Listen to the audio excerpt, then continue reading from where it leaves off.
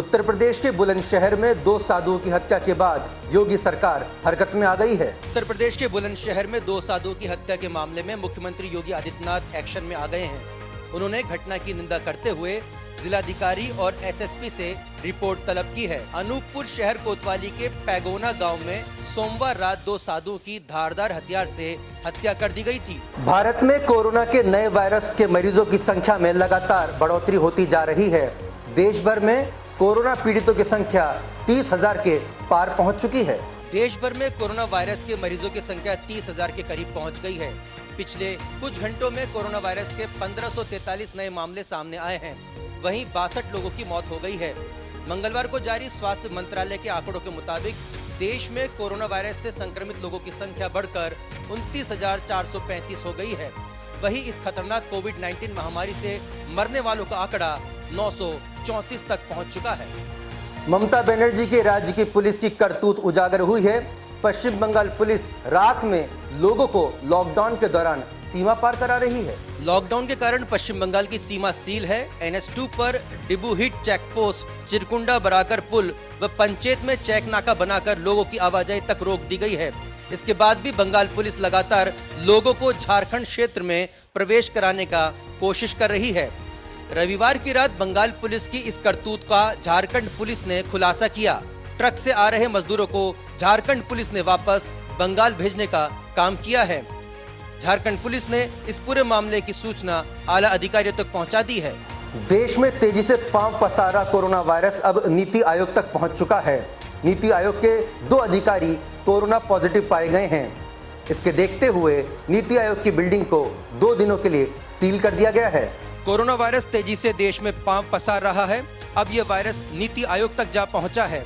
Corona virus के चलते नीति आयोग के एक अधिकारी कोरोना पॉजिटिव पाए गए हैं, जिसके मद्देनजर नीति आयोग की बिल्डिंग को सील कर दिया गया है।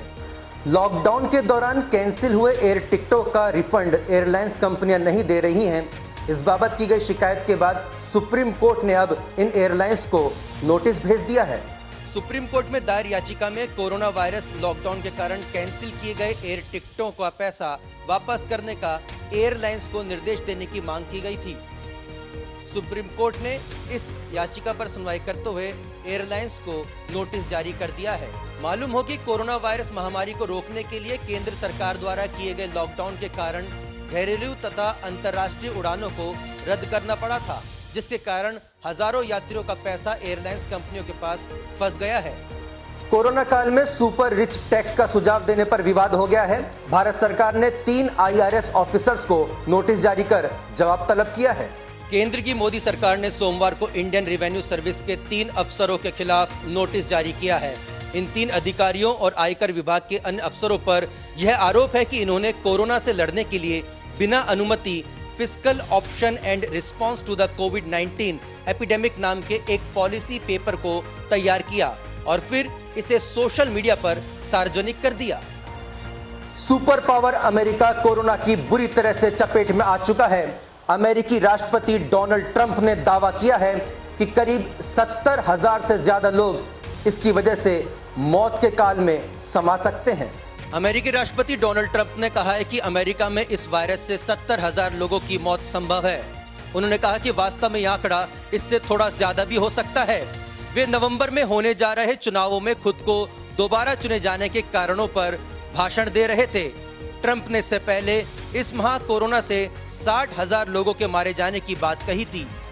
कोरोना काल में भी पाकिस्तान अपनी घटिया हरकतों से बाज नहीं आ रहा है। अपने देश के नागरिकों को बचाने के बजाय पाकिस्तान भारत के खिलाफ षड्यंत्र रचने के नए तरीके इजाद कर रहा है।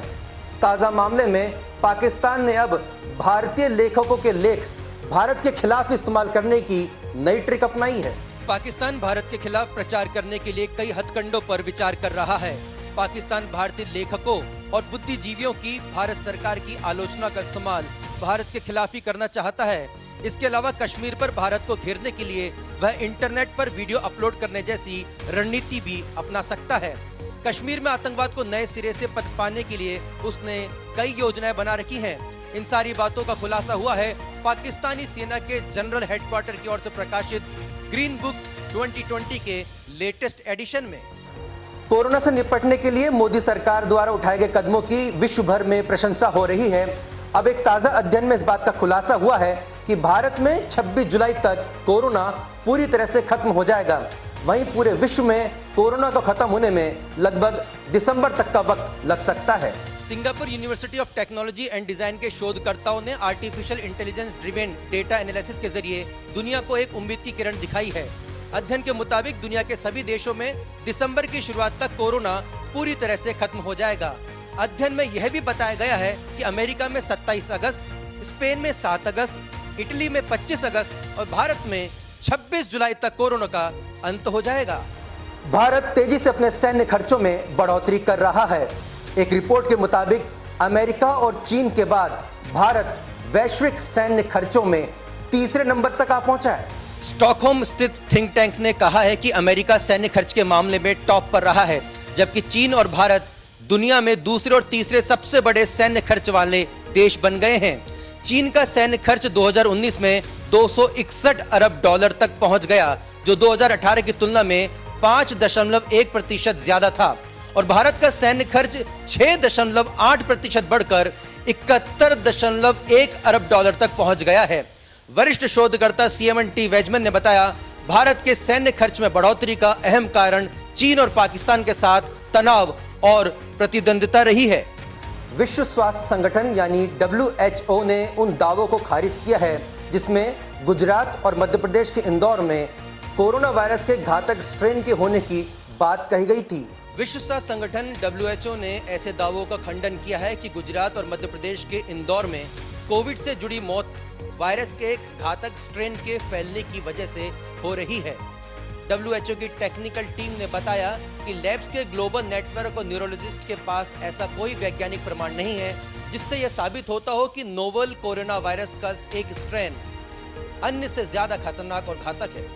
मध्य प्रदेश में 3 मई के बाद लॉकडाउन बढ़ेगा या नहीं, इसको लेकर फिलहाल फैसला नहीं हुआ है, लेकिन मुख्यमंत्री शिवराज सिंह चौहान ने अपने अधिकारियों को एक एग्जिट प्लान बनाने के निर्देश दिए हैं। मध्य प्रदेश में कोरोना का कहर लगातार जारी है। प्रदेश के 4 जिले रेड जोन में हैं।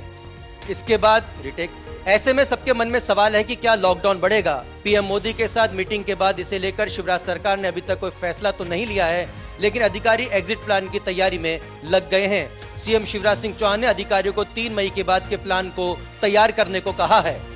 देश और दुनिया की तमाम खबरों को जानने के लिए आप जुड़े रहिए इंडिया फर्स्ट न्यूज के साथ। आप हमें indiafirst.online पर लॉगिन भी कर सकते हैं। आप हमें YouTube पर लाइक और सब्सक्राइब भी कर सकते हैं। फेसबुक पर भी आप हमें कमेंट कर सकते हैं। दीजिए अपने दोस्त आशुतोष को इजाजत। नमस्कार। मुद्दों पर सीधी बात, आक्रामक अंदाज, आकर्षक ग्राफिक्स, पब्लिक की आवाज। सोशल मीडिया न्यूज में सबसे भरोसेमंद नाम इंडिया फर्स्ट न्यूज। अंतर्राष्ट्रीय सर्च इंजन गूगल ने भी सराहा। लाखों दर्शकों की बना आवाज इंडिया फर्स्ट न्यूज। सभी दर्शकों का बहुत बहुत शुक्रिया। Subscribe now. India first news, mission for the nation.